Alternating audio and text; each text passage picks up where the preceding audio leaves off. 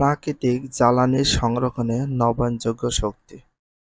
প্রাকৃতিক জ্বালানি সংরক্ষণ নবায়নযোগ্য শক্তি দেখো, আলোচিত প্রাকৃতিক জ্বালানির সবগুলো একসময় নিঃশেষ হয়ে যেতে পারে। আলোচিত প্রাকৃতিক জ্বালানির সবগুলো একসময়, যা আমরা আলোচিত করলাম বা আলোচনা করলাম, সবগুলো একসময় নিঃশেষ হয়ে যেতে পারে।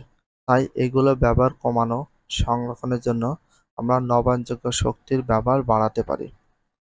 তাই এগুলো ব্যবহার কমানো বা সংরক্ষণের জন্য আমরা নবায়নযোগ্য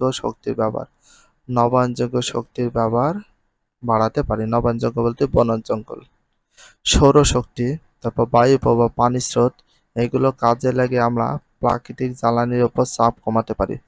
যেমন সৌরশক্তিকে কাজে লাগিয়ে, বায়ু প্রবাহকে কাজে লাগিয়ে, পানি স্রোতকে কাজে লাগিয়ে আমরা কি করতে পারি?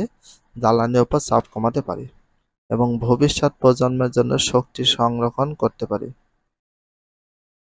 এখানে তোমাদের কয়েকটা মতো এমসিকিউ বা বহু নির্বাচনী প্রশ্ন আছে অনুশীলনী হিসাবে। তো বহু নির্বাচনী প্রশ্ন দুটো আমরা একটু দেখি কি কি আছে। প্রথমত 1 নম্বরে আছে, দেখো, সবচেয়ে নরম খনিজ কোনটা? ভেরি ইম্পর্টেন্স, অনেক ইম্পর্টেন্স এই প্রশ্নটা। 1 নম্বর, এটা সবচেয়ে নরম খনিজ কোনটি? ট্যালক। ট্যালক পদার্থটা সবচেয়ে নরম খনিজ পদার্থ। 2 নম্বর, সাবসয়েল স্তরের মাটি।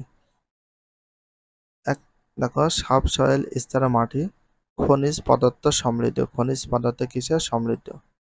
2, এটা 2 গেল। 3, জৈব পদার্থ সমৃদ্ধ। এখানে আছে নিচের কোনটি সঠিক? ক নাম্বার 2 আর 3 অ্যান্সার হবে, দুটা অ্যান্সার। খনিজ পদার্থ সমৃদ্ধ, জৈব পদার্থ সমৃদ্ধ।